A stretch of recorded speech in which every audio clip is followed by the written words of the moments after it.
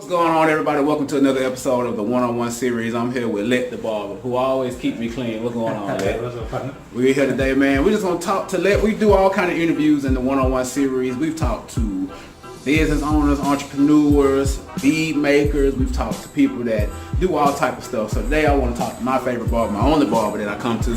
I wait 2 weeks to get a haircut before I get a haircut and come to him. Lett, how did you get started cutting hair? Well, it's something that runs in the family on my dad's side. Everybody cut hair, It's just something they do. It's just in my blood. I went to school, got my little degree, but it's something that you gotta already know how to do. This ain't something that they can teach you. You gotta already have the feel for the clippers.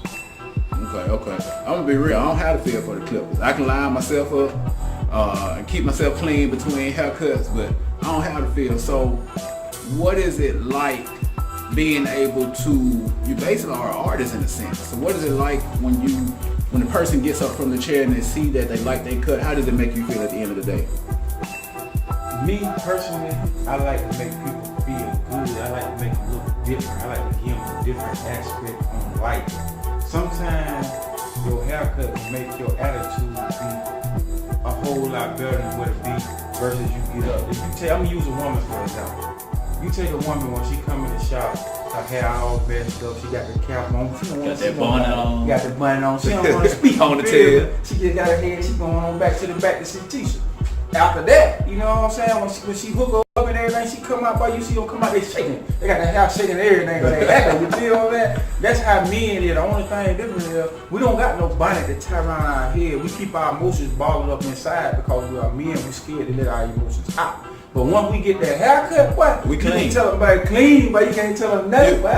Give an example. Whenever my wife come with me to get a haircut, I come in here like, and when after the haircut over with, it's a whole different story. A whole different story. But you think about I gotta use good language, but you think how men are. We think about, now we look good, we gonna kick that woman over there. You feel me? That's just how we is.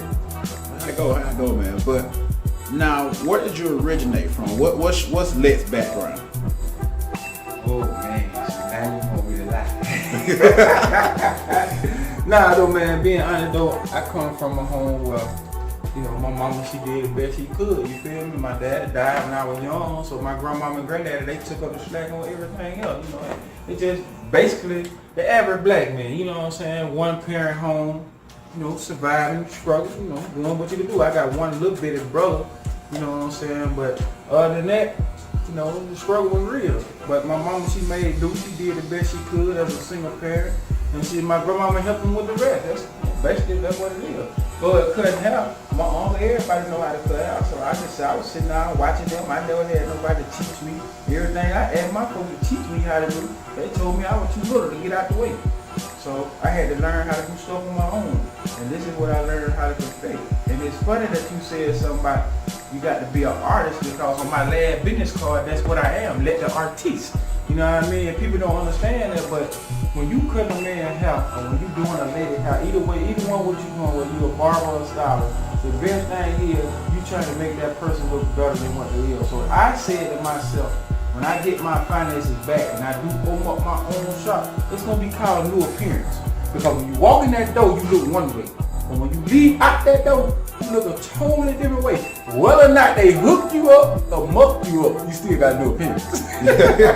And that was going to be part of my next question.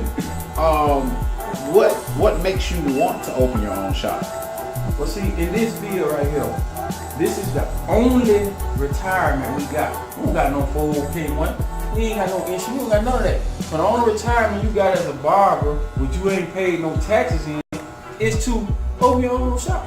Open your own shop, sit back, get you a couple barbers that you know won't pay you, and just do that. That's all you can do. But the most important thing, what people fail to realize is, do not go open up no shop if you ain't ready. Because opening up a shop is something me and my coworker was talking about last month. It's just like another house. You got mortgage, you got light, you got water. If you late on your house bill, don't open up no shop. You're going to be late on your shop bill. Exactly. You know what I'm saying? You got a lease for the building. Everything. So that's the only reason why I had just jumped out that head first yet. Cause it's responsibility. It's a lot of responsibility. And right now, I'm just not ready for that. But when I do get ready, I'm going to shock this city because they ain't ready for me. Now, you you say you want to open up your own shop. You say that you got a name for it. What do you think it takes to open up a shop? You just said if you're not ready, don't do it. You also said that if your finances are not right, don't do it. So is it more finance or is it more dream and ambition that it takes to open up a shop? Exactly. It's more a dream and ambition, because when you want something, you make it happen. You're going to make sure it happens. But I got to be honest with you, man. When it comes to this business field, your mind got to be totally 100 into the business. You can't be half-stepping. You can't come open up your business at 9 o'clock when you know you're supposed to be there at 7:30. It's not going to work like that. You got to be steady. You got to know what you want. And also, you got to be humble. You got to humble yourself. Because when you're a business owner, you got a whole lot more things to worry about than just being a barber in the shop and your blueprint area. You know what I mean? So it goes hand in hand. But the most important thing to me is your ambition, is your drive. Most barbers these days, man, let me show you what they do. If they don't come to work, put you in the chair, put the cape around your neck, and then walk off on the phone for 30 and 45 minutes, because they feel like you owe them something. They feel like they the hottest thing, you coming to them, you gonna wait on them. Let me tell you something about that. Once I walk in that door, I'm here. Now, as far as me telling you, it might take me 10-15 minutes to get here early in the morning, I have a problem with that. I'm working on that. But as far as when I'm here, and I'm going to cut your hair, I'm going to get you out of here in a timely manner. I'm not going to have you sitting here waiting like I'm King Tut or somebody. Because you don't owe me nothing. I owe you, matter of fact, for coming to see me. I appreciate you. That's why I get customer appreciation made. That's what I do for the kids, because let love the kids. That's my motto. You feel what I'm saying? But the thing about this right here, this shop thing, is this right here. To open up your shop and be successful, first of all, you got to do 3 things. Number 1, you got to have the mind frame and the ambition to make it happen. Even when don't nobody come in your shop all day, you still got to have the motivation in the mind to open up the next day. You still got to have the vision. I seen some young guys, man, and they got this thing going on called MGB. And I appreciate y'all for that, man, because y'all gave me motivation just by y'all name. It's a bunch of young guys with the vision to do something, to want something better. I might be explaining it wrong, but that's what I got out of it. You know what I mean? So if everybody got the vision and the goal and the mindset to want something, you'll have something. But back to the barbershop, man, you got to get you some barbers that's gonna be dedicated, that's gonna pay their rent, and everything gonna be okay. You gotta get your people that got the same vision that you got. If you ain't got that, then your shop not gonna be successful. Now, we got the shop part, and you talked about your family being a bloodline thing. That everybody cuts hair. Mm-hmm. What about your sons? Do you think they got the gift for the clippers? Now, I'm gonna be honest with you now. My oldest boy, I've been trying to get that boy to use these clippers for a long time. He in college, can make good money. He don't want to do nothing. His mama got him held back. He don't want to do nothing. She want to keep handing him something, spoon feeding him something, instead of making him get out and get it on his own. So, with that being said, I don't think he gonna do that. But now I got one, the barbershop baby, little Kyrie. But I'll tell you, bro, I don't know. I want my son to be an athlete because he got the body for it, he got the mindset for it. But he want these clippers. He's been picking up clippers since he was 6 months old, tearing my clippers up. So I believe if any one of my kids is gonna be a barber, that's gonna be the one that's gonna do it. That's gonna be the one that's gonna do a lot anyway. He gonna make me and his mama happy, or he gonna make me and his mama kill him. One of the two. But I got to be honest and say, I do believe that out of all my kids, I know at least 1 or 2 of them gonna pick up his trade. They're gonna pick it up. But the simple fact is, I hadn't seen but 2 other people make money like a barber. And that's legal. And that's a preacher and a horn. They're the only 2 that I ever seen that make the money like a barber. So now with that being said, I hope I answered your question. Now, let's talk about where you're from. What hometown, what do you call home? Where I call home. To me, home is where your heart is. Home is where you lay your head at. You asking me where I feel most comfortable at? I can't say I feel comfortable in Mobile because they kill the food every day down there. But I give my good props to Mobile though, man. They taught me a lot. But for where my reason from, where my background from, where my people come from, I got to say a little country town. You know, everybody come from a country town. A little country town called Monroeville. You know, that brought me. My mama took me down there to get me out the city, get me away from the city, to help me get better. You know what I mean? So I got to say that would be the place that I have to call home. That would be the place that I could call, as they say, the getaway place. You know what I mean? But if where my roots at and everything, you know, your grandparents, they the roots of everything. So I got to say that I love Monroe to death. Even though it did me wrong a bunch of times, but you know, that's where my heart is right now.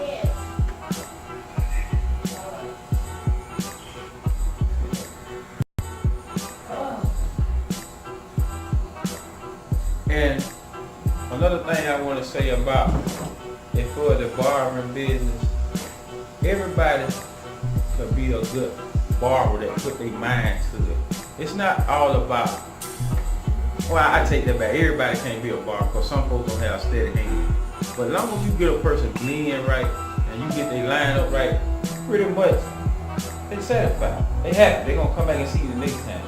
But if you got their line up going across country and you got their blend swimming like it's in the ocean, then guess what? Ain't nobody going to come back and see you.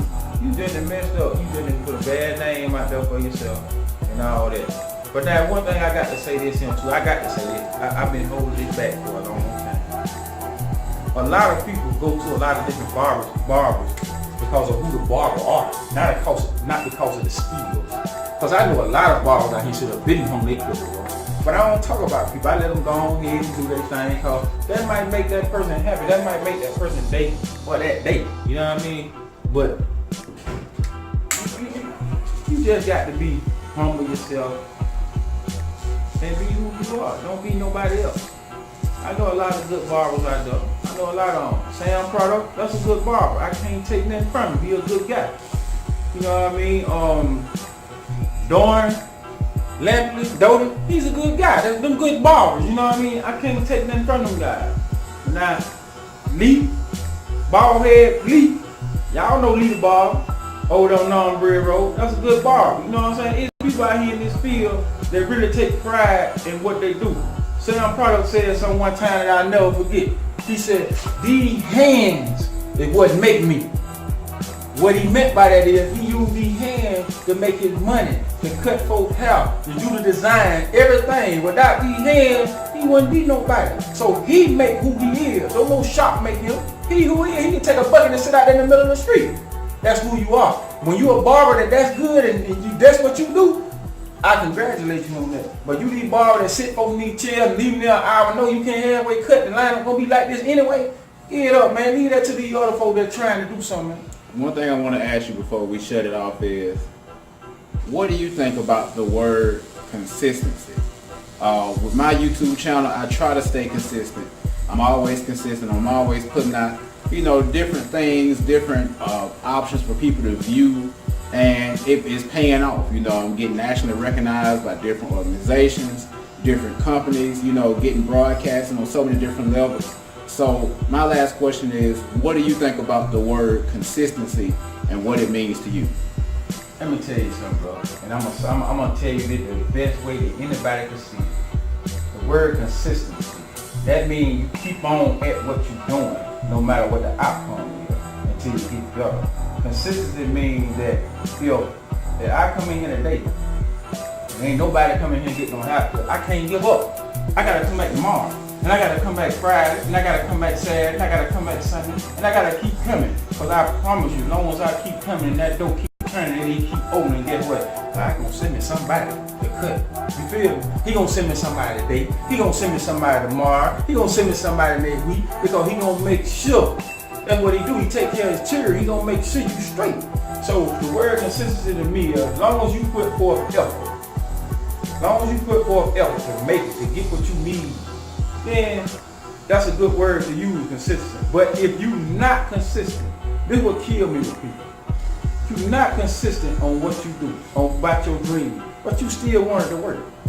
How do that add up? That don't add up. Please explain to me, how do that add up? 1 + 1 is 2 all day. Because 1 help 1 make 2.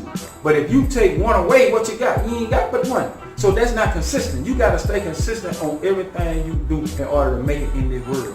You can't come in this world and be half steady at something. You gotta keep it going. You gotta keep it moving, keep it moving, keep it moving. Because one thing I know, if you keep it moving, you're gonna catch something.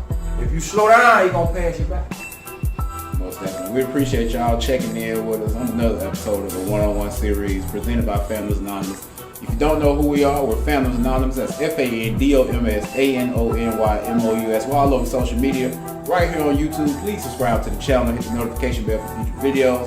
Also, if you're watching this video on Facebook, we're here on Facebook. Go join the group where we have discussions each and every single day on so many different topics, and hit the like on the Facebook fan page.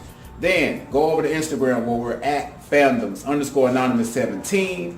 And if you have any questions, comments, concerns, and or ideas, please email me at fandomsanonymous17@gmail.com. You can check Lett the Barber. Where we at, Lett? 144 Mindale Drive, behind Budget Car Sales on Atlanta Highway, Montgomery, Alabama. Montgomery, Alabama, everybody. That's 36117. But guys, as I always say, if there is anything else, thanks for watching and have a good one.